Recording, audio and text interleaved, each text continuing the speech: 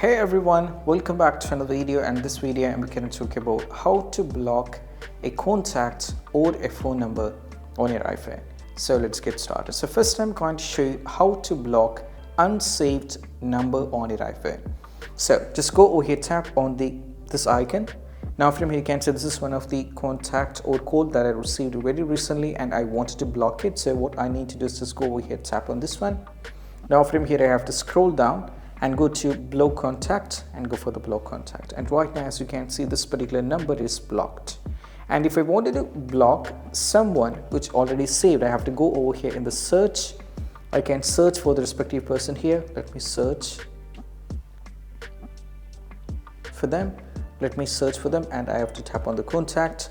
Now from here I have to scroll down and tap on the block contact and go over here. And once done, you're fine with that, this is how you have to do it. And I hope this quick video is helpful. That's it. Bye bye.